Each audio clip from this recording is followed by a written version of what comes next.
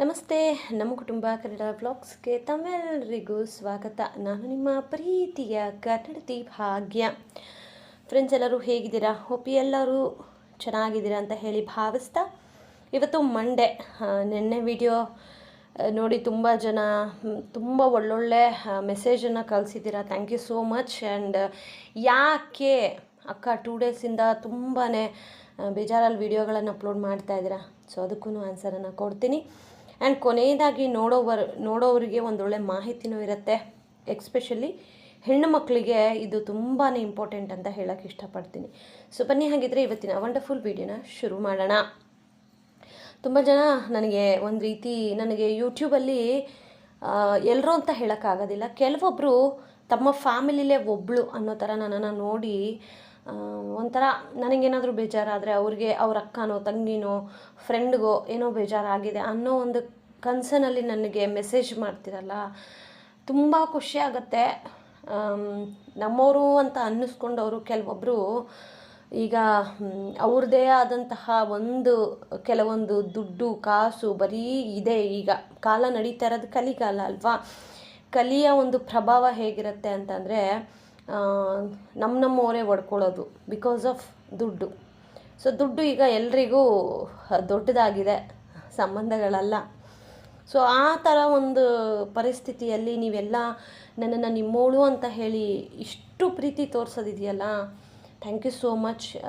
ತುಂಬ ಮನಸ್ಸಿಗೆ ಯಾಕೋ ಘಾಸಿ ಆಗ್ತಾಯಿತ್ತು ಕಳೆದ ಒಂದು 3-4 ದಿನಗಳಿಂದ. ಹೇಳ್ಕೋಬೇಕು ಅಂತ ಅನಿಸೋದು, ಬಟ್ ಹೇಳ್ಕೊಂಡ್ರೆ ಎಲ್ಲಿ ಆಡೋರ ಬಾಯಿಗೆ ನಾವು ಆಹಾರ ಆಗಿಬಿಡ್ತೀವಿ ಅನ್ನೋ ಒಂದು ಬೈಕೆ ನಾನು ಎಲ್ಲೂ ಶೇರ್ ಮಾಡಿರಲಿಲ್ಲ.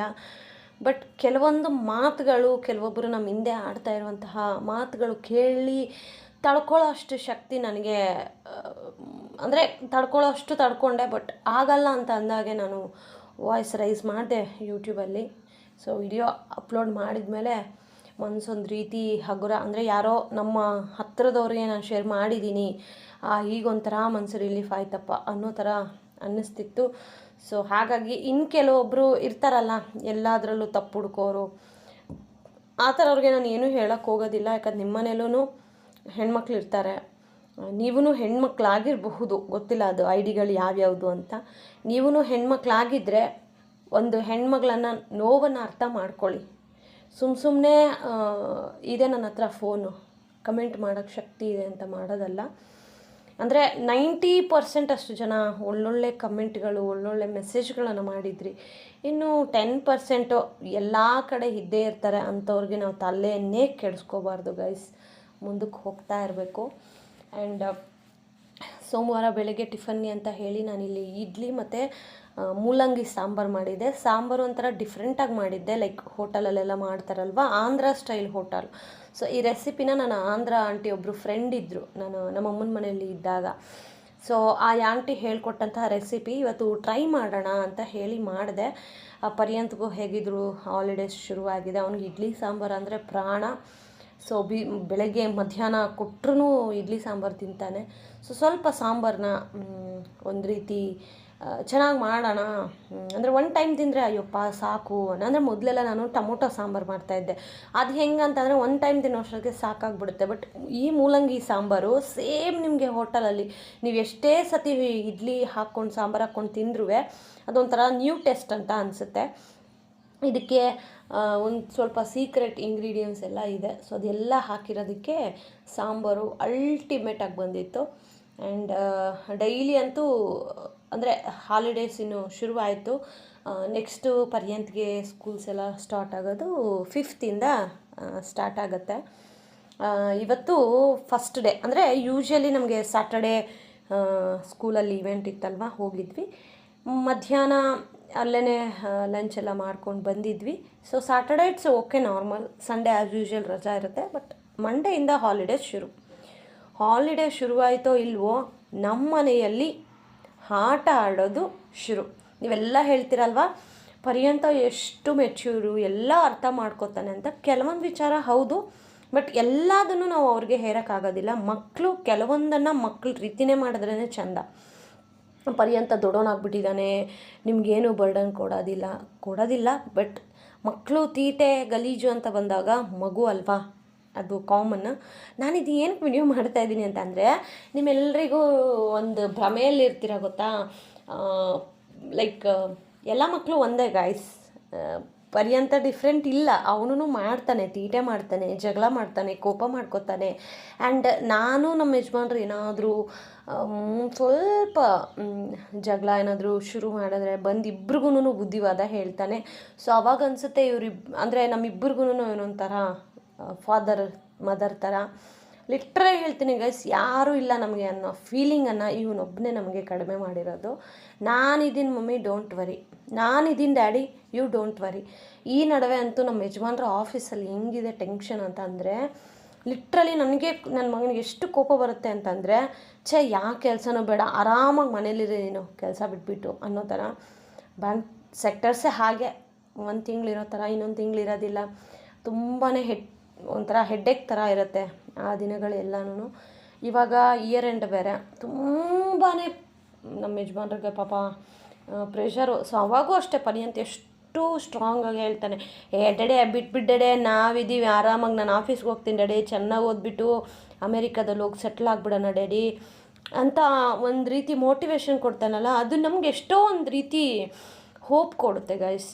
ಲಿಟ್ರಲಿ ನಾವು ಅದೇ ಹೇಳ್ತೀನಲ್ವ, ಪುಣ್ಯ ಮಾಡಿದ್ವೇನೋ ಯಾವ ಜನ್ಮದಲ್ಲೋ ನಮ್ಮವರು ಅಂತ ಅನ್ನಿಸ್ಕೊಂಡವರೆಲ್ಲ ಈಗ ಅವ್ರವ್ರದ್ದೇ ಒಂದು ರೀಸನ್ಗಳಿಂದ ಒಂದೊಂದು ನಡೀತಾ ಇರ್ತವೆ. ಬಟ್ ನಮ್ಮ ರಕ್ತ ಹಂಚ್ಕೊಂಡು ಹುಟ್ಟಿರೋ ನಮ್ಮ ಮಗ ನಮ್ಗೆ ಇಷ್ಟು ಕೇರ್ ಮಾಡ್ತಾನಲ್ಲ, ಅದು ಸಾಕು ನಮಗೆ. ಇನ್ಯಾವ ಬಂಗ್ಲೆ, ಆಸ್ತಿ, ಕಾರು, ದುಡ್ಡು ಯಾವುದು ಬೇಡ, ನೆಮ್ಮದಿಯಿಂದ ಜೀವನ ಮಾಡ್ತಾಯಿದ್ದೀವ ಸಾಕು. ಲಿಟ್ರಲಿ ಲಾಸ್ಟ್ ಒಂದು 3 ಡೇಸಿಂದ ನನಗೆ ತುಂಬ ಮನಸ್ಸಿಗೆ ಭಾರ ಅನ್ನಿಸ್ತಾ ಇರೋದು ಏನು ಅಂತಂದರೆ, ನಾನು ಇವಾಗ ವಾಯ್ಸ್ ಓವರ್ ಕೊಡ್ತಾಯಿದ್ದೀನಿ ಗೈಸ್. ಮನೇಲಿ ಯಾರೂ ಇಲ್ಲ ಅಂದಿದ್ರೆ ಡೆಫಿನೆಟ್ಲಿ ಇವರಿಬ್ಬರು ನನ್ನ ಬೈತಾರೆ.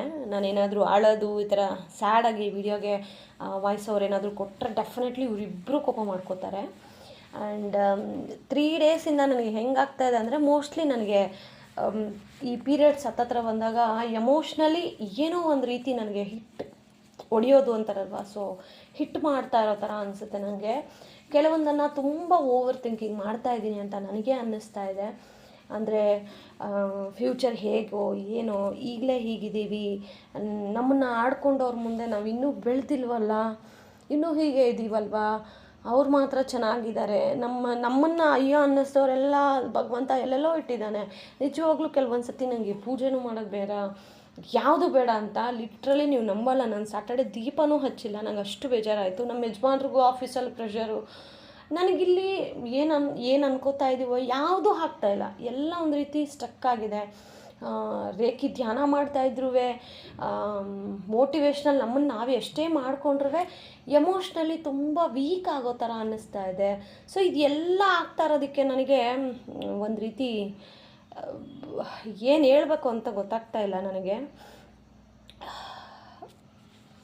ಸಾರಿ ಗೈಸ್, ಹ್ಯಾಪಿ ವಿಡಿಯೋನ ಶೇರ್ ಮಾಡ್ತಾಯಿದ್ದೆ, ಸ್ವಲ್ಪ ಎಮೋಷನ್ ಆದೆ. ಬಿಕಾಸ್ ಆ ಥರ ಇದೆ ನಮಗೆ ಒಂಥರ ಒಂದು ಈ ಮಂತೆಲ್ಲ ಅಂತ ಹೇಳ್ಬೋದು. ಸೊ ಡಿಸೆಂಬರ್ ಇದೇ ವರ್ಷ, ಪ್ರತಿ ವರ್ಷವೂ ನಮಗೆ ಡಿಸೆಂಬರ್ ಇದೇ ಥರ ಆಗುತ್ತೆ. ಡೋಂಟ್ ನೋ ವೈ ಅಂತ. ಬಟ್ ಇಟ್ಸ್ ಓಕೆ, ಹೊಸ ವರ್ಷ ಬರ್ತಾ ಇದೆ, ಹೊಸ ಎಕ್ಸ್ಪೀರಿಯೆನ್ಸು ಒಳ್ಳೇದಾಗಲಿ ಅಂತ ನೀವು ವಿಶ್ ಮಾಡಿ. ಸಾಯಂಕಾಲ ಇವತ್ತು ಸ್ಪೆಷಲಾಗಿ ರೆಸಿಪಿ ಮಾಡ್ತಾ ಇದ್ದೀನಿ. ಆ್ಯಕ್ಚುಲಿ ನನಗೆ ಈ ವಿಡಿಯೋ ಮಾಡೋದು ಬೇಡ ಅಂತ ಫಸ್ಟಿಗೆ ಇವೆಲ್ಲ ಹಾಕಿಬಿಟ್ಟೆ. ಬಟ್ ನಾನು ವಿಡಿಯೋ ಅಪ್ಲೋಡ್ ಮಾಡಿದಾಗ ಡೆಫಿನೆಟ್ಲಿ ನೀವು ರೆಸಿಪಿನ ಕೇಳ್ತೀರಲ್ವಾ, ಹಾಗಾಗಿ ಸೊ ಈ ರೆಸಿಪಿ ಹೇಗೆ ಮಾಡೋದು ಅಂತ ಹೇಳಿ ಬನ್ನಿ ನೋಡೋಣ. ಫಸ್ಟಿಗೆ ಸ್ವಲ್ಪ ಹಣ್ಣಾಗಿರೋ ಹಸಿಮೆಣ್ಸಿನ್ಕಾಯಿ, ನಿಮ್ಮ ಹತ್ರ ಹಸಿಮೆಣ್ಸಿನ್ಕಾಯಿ ಲೈಕ್ ಸ್ವಲ್ಪ ರೆಡ್ ಕಲರ್ ಆಗಿರೋ ಹಸಿಮೆಣ್ಸಿನ್ಕಾಯಿ ಇದ್ದರೆ ಬೆಸ್ಟು. ಇಲ್ಲ ಅಂತಂದರೆ ಒಣಮೆಣ್ಸಿನ್ಕಾಯಿ ಹಾಕ್ಕೊಳ್ಳಿ. ಹಸಿಮೆಣ್ಸಿನ್ಕಾಯಿನ ಅವಾಯ್ಡ್ ಮಾಡಿ, ಚೆನ್ನಾಗಿರೋದಿಲ್ಲ. ಸೊ ನನಗೆ ಒಂದು 4 ಇದೆ, ಇನ್ನು ಮಿಕ್ಕಿದ 2 ನಾನು ಹಸಿಮೆಣ್ಸಿನ್ಕಾಯಿ ಹಾಕಿದ್ದೀನಿ. ಸೊ ಒಣಮೆಣ್ಸಿನ್ಕಾಯಿನೂ ಸಹ ನೀವು ಹಾಕ್ಕೋಬೋದು. ಅದಾದಮೇಲೆ ಒಂದು 3 ಟೊಮೊಟೊನ ಹಾಕ್ಕೋತಾ ಇದ್ದೀನಿ. ಅದ್ರ ಜೊತೆಗೆ ಒಂದು ದೊಡ್ಡದು ಈರುಳ್ಳಿ, ಇದ್ರ ಜೊತೆಗೇನೆ 1 ಟೇಬಲ್ ಸ್ಪೂನ್ ಆಗೋಷ್ಟು ಜೀರಿಗೆನ ಹಾಕ್ಕೊಂಡು ನುಣ್ಣಗೆ ಬೇಯಿಸ್ಕೋಬೇಕು. ಸೊ ಬೆಂದಾದ ಮೇಲೆ ಏನು ಮಾಡಬೇಕು ಶೇರ್ ಮಾಡ್ತೀನಿ. ಸೊ ಈಗ ಅಲ್ಲಿ ಚಟ್ನಿಗೆ ಬೇಯ್ತಾ ಇದೆ. ಸೊ ಈಗ ನಾನು ಆಗಲೇ ಹೇಳ್ದಾಗೇನೆ ಇದನ್ನ ಏನು ಹೇಳ್ತೀವಿ ಅಂತ ಕೊನೆಯವರೆಗೂ ನಾ ಹೇಳೋದಿಲ್ಲ ರೆಸಿಪಿಯಲ್ಲಿ. ಸೊ ಆಕ್ಚುಲಿ ಇದು ಇಡ್ಲಿ ಹಸಿಟ್ಟು. ಓಕೆ, ಇವಾಗ ಇದ್ರಲ್ಲೇ ನಾವು ಮಿನಿ ಬೋಂಡಗಳು ಅಂತ ಕರಿತೀವಿ. ಸೊ ಅದನ್ನ ಮಾಡ್ಕೊಳ್ಳೋಣ. ನಿಮಗೆ ಬೇಯ್ತಾ ಇರೋದು ಗೊತ್ತಾಗ್ತಾ ಇದೆಯಾ? ಸೊ ಈಗ ಆಕ್ಚುಲಿ ನೋಡಿ, ಇದಕ್ಕೆ ಬಿಸಿನೀರೇ ಹಾಕೋಬೇಕು, ತಣ್ಣೀರು ಹಾಕೋಬೇಡಿ. ಒಂದು ಸ್ವಲ್ಪ ಬಿಸಿನೀರನ್ನ ಹಾಕೊಂಡು ಈ ತರ ಕಲ್ಸ್ಕೋಬೇಕು. ಓಕೆ ನೋಡಿ, ಈ ತರ ಇದನ್ನ ನಾವೊಂದು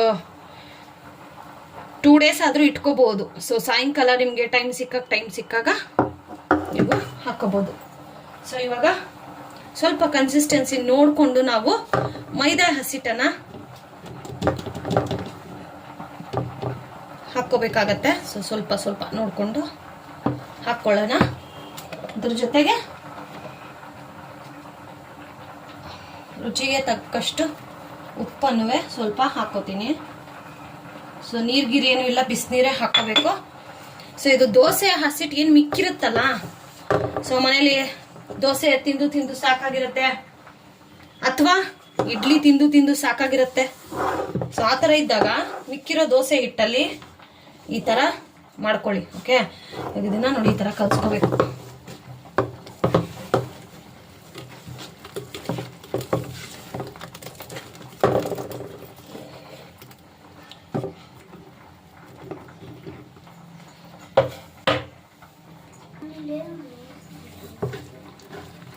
ಆದಷ್ಟು ಉಂಡೆಗಳಿಲ್ಲದೆ ಕಲ್ಸ್ಕೋಬೇಕು ಗೈಸ್.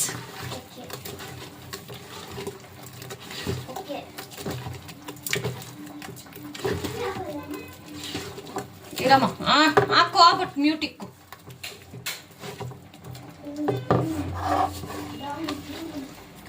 ಸೊ ಉಂಡೆಗಳಿರಬಾರ್ದು.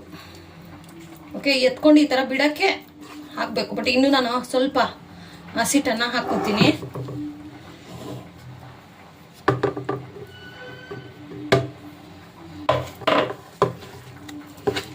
ಜಾಸ್ತಿ ಗಟ್ಟಿಯಾಗೂ ಮಾಡಬೇಡಿ, ಜಾಸ್ತಿ ತೆಳುವಾಗೂ ಮಾಡಬೇಡಿ.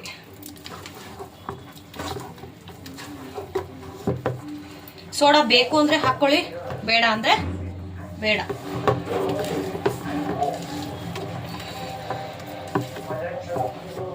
ನೋಡಿ, ಕಲಸಿ ಇಟ್ಟಿದ್ದೀನಿ, ನೋಡ್ಬೋದು ನೀವು. ಓಕೆನಾ? ಸೊ ಇದನ್ನ ಇವಾಗ ಒಂದು 10 ನಿಮಿಷ ಇದನ್ನ ಸೈಡಲ್ಲಿ ಇಟ್ಬಿಡೋಣ.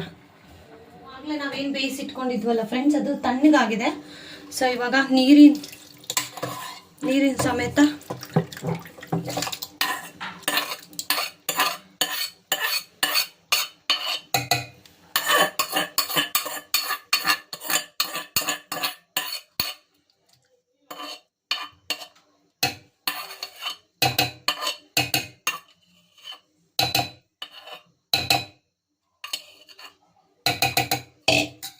ಸೊ ಈಗ ಇದಕ್ಕೆ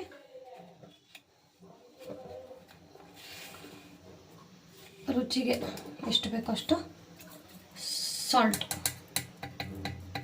ಸ್ವಲ್ಪ ಸಾಲ್ಟ್ ಕಮ್ಮಿನೇ ಹಾಕ್ಕೊಳ್ಳಿ, ಬೇಕು ಅಂದರೆ ಹಾಕ್ಕೊಳ್ಳೋಣ. ಸೊ ಈಗ ಇದನ್ನು ನುಣ್ಣಗೆ ರುಬ್ಕೊಬಿಡೋಣ. ಟನ್ ಈಗ ಚಟ್ನಿ ರೆಡಿ ಆಯಿತು ನೋಡಿ. ಈ ಥರ ಕನ್ಸಿಸ್ಟೆನ್ಸಿಗೆ ಇದ್ರೆ ನಮ್ಮ ಚಟ್ನಿ ರೆಡಿ ಆಯಿತು. ಸೊ ಈಗ ನೆಕ್ಸ್ಟ್ ಮಿನಿ ಬೋಂಡಗಳು ಹೇಗೆ ಮಾಡೋದು ತೋರಿಸ್ತೀನಿ. ಹಸಿಟ್ಟು ಒಂದು 10 ನಿಮಿಷ ಆಗಿದೆ ಫ್ರೆಂಡ್ಸ್. ಇದಕ್ಕೆ ಒಂದು ಸ್ವಲ್ಪ ಎಣ್ಣೆ ಹಾಕ್ಕೊಳ್ಳೋಣ.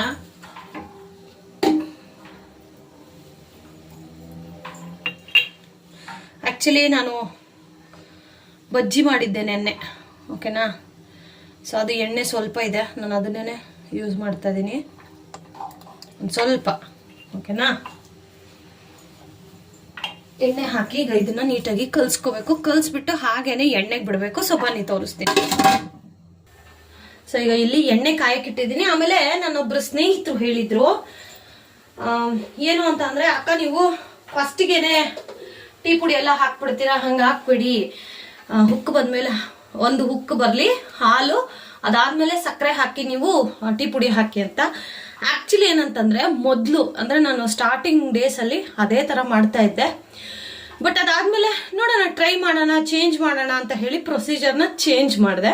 ಸೊ ಅದು ಬಿಟ್ಟರೆ ನಾನು ಇದೇ ಥರನೇ ಫಸ್ಟ್ಗೆ ಹಾಲು ಉಕ್ಕು ಬಂದಮೇಲೆ ಪರ್ಯಂತಿಗೆ ಹಾಲು ತಗೋತಾ ಇದ್ದೆ. ಓಕೆನಾ. ಸೊ ಸ್ಕೂಲಿಗೆ ಹೋಗ್ಬೇಕಾದ್ರೆ ಪಾಪ ಮಗು ಹಾಲು ಮಾತ್ರ ಕುಡ್ಕೊಂಡು ಹೋಗ್ತಾ ಇದ್ದೆ. ಬಿಕಾಸ್ ಅವಾಗ 7:05ಗೆ ವ್ಯಾನ್ ಇತ್ತು, ಇವಾಗಾದರೂ 7:40ಗೆ ವ್ಯಾನ್ ಇದೆ. So very relaxing. ಸೊ ಹಾಗಾಗಿ ಹಾಲು ಕಾಯಿಸ್ಬಿಟ್ಟು ಅದಾದ್ಮೇಲೆ ಸಕ್ಕರೆ ಹಾಕಿ ಹಾಲು ಒಂದು 5 ನಿಮಿಷ ಚೆನ್ನಾಗಿ ಬಾಯ್ಲ್ ಆದ್ಮೇಲೆ ಪರ್ಯಂತಕ್ಕೆ ಸಪ್ರೇಟಾಗಿ ಹಾಲು ತಗೊಂಡು ಅದಾದ್ಮೇಲೆ ನಾನು ಟೀ ಪುಡಿ ಹಾಕೋತಾ ಇದ್ವಿ, ನಂಗೂ ನಮ್ಮ ಯಜಮಾನ್ರಿಗೂ. ಬಟ್ ಇವಾಗ ಆ ಪರ್ಯಂತಿಗೆ ಹಾಲು ಕೊಡ್ತಾ ಇಲ್ಲ ನಾವು. ಅದ್ರ ಬದಲಿಗೆ ಅದನ್ನ ರೀಪ್ಲೇಸ್ ಮಾಡೋ ತರ ಪನ್ನೀರು ಈ ತರ ಮಿಲ್ಕಲ್ಲಿ ಏನು ನಮಗೆ ಸಿಗುತ್ತೋ ಕಂಟೆಂಟ್, ಸೊ ಅದನ್ನ ನಾವು ಮಕ್ಳಿಗೆ ಹೇಗೋ ಒಂದು ರೂಪದಲ್ಲಿ ಕೊಡಬೇಕು. ಬಟ್ ಹಾಲಿಂದ ಬರುವಂತಹ ಪನ್ನೀರ್ ಆಗಿರ್ಬೋದು, ಚೀಸ್ ಆಗಿರ್ಬೋದು, ಇದನ್ನೆಲ್ಲ ನಾನು ಪರಿಗೆ ಕೊಡ್ತಾ ಇರ್ತೀನಿ. ಸೊ ಹಾಗಾಗಿ ಅದನ್ನ ಚೇಂಜ್ ಮಾಡಿ ಹಾಕಿದ್ದೆ ಅಷ್ಟೇನೆ. ಸೊ ಈಗ ಅದೇ ಪ್ರೊಸೀಜರ್ ಅಲ್ಲೇ ನಾನು ಮಾಡ್ತಾ ಇದ್ದೀನಿ.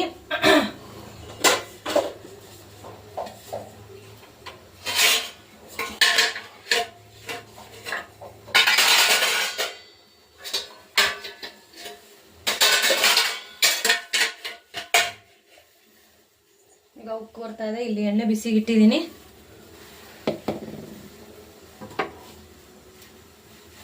ಹಾಲು ಹೆಂಗಂತಂದ್ರೆ ನಾವ್ ಇರೋವರೆಗೂ ಉಕ್ಕಲ್ಲ, ನಾವ್ ಹಿಂಗ್ ಜಸ್ಟ್ ಹಿಂಗ್ ಸೈಡ್ ಹೋಗಿ ಬಂದ್ರೆ ಹಂಗೆ ಬಂದ್ಬಿಟ್ಟಿರುತ್ತೆ. ಸೊ ಈಗ ಉರಿ ಕಡಿಮೆ ಇಡ್ತಾ ಇದೀನಿ. ಸೊ ಇವಾಗ ಟೀ ಪುಡಿ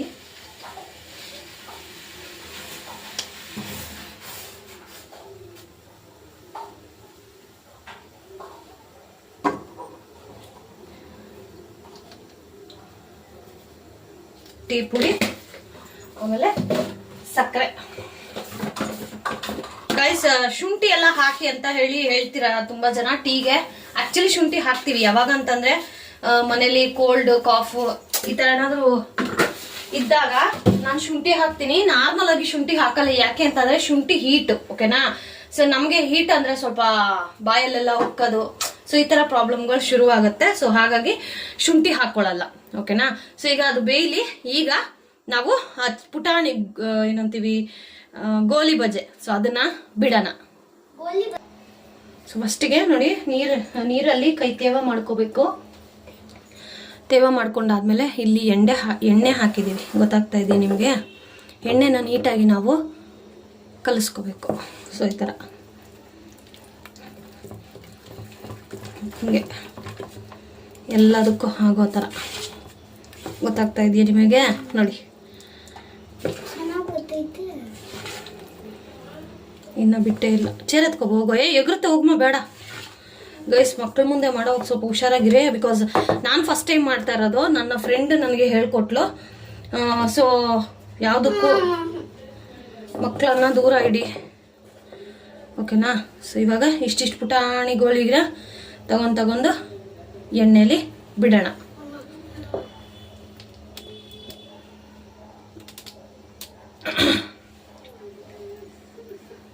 ಈ ಕೈ ತ್ಯಾವ ಮಾಡಿಕೊಂಡು,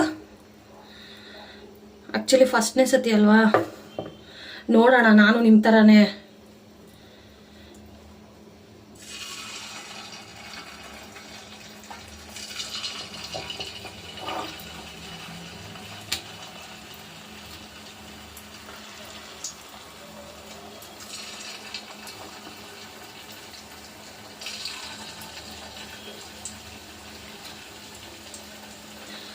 ಏನಾದರೂ ಸಕ್ಸಸ್ ಆದರೆ ವಿಡಿಯೋ ಅಪ್ಲೋಡ್ ಮಾಡ್ತೀನಿ. ಸಕ್ಸಸ್ ಆಗಿಲ್ಲ ಅಂದರೆ ನಿಜವಾಗ್ಲೂ ಅಪ್ಲೋಡ್ ಮಾಡಲ್ಲ ಗೈಸ್. ಓಕೆನಾ. ನಿಂಗೇನು ಅನ್ಸುತ್ತೆ ಪರಿ? ಮಮ್ಮಿ ಚೆನ್ನಾಗಿ ಮಾಡುತ್ತಂತೀಯ?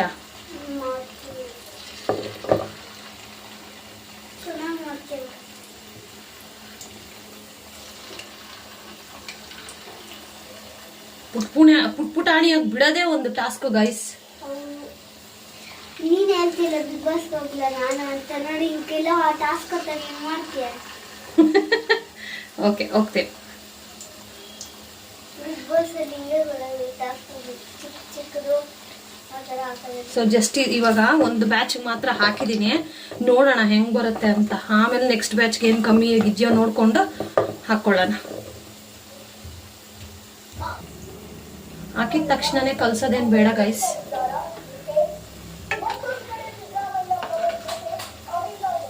ಸ್ವಲ್ಪ ನಾವು ಬೇಯಬೇಕು ನೋಡಿ.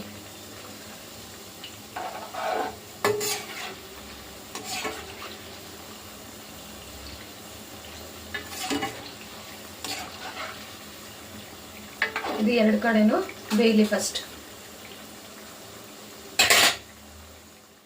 ಇನ್ನು ಟೀ ಜೊತೆಗಂತೂ ಈ ಗೋಳಿ ಬಜೆ ಅಂದರೆ ಇದನ್ನು ಲಾಸ್ಟ್ ಟೈಮು ನಾನು ಮಧುರಾನಗರ ಹತ್ರ ಟ್ರೈ ಮಾಡಿದ್ದೆ. ಅಲ್ಲಿ ಹೋಟೆಲಲ್ಲಿ ತುಂಬ ಚೆನ್ನಾಗಿತ್ತು.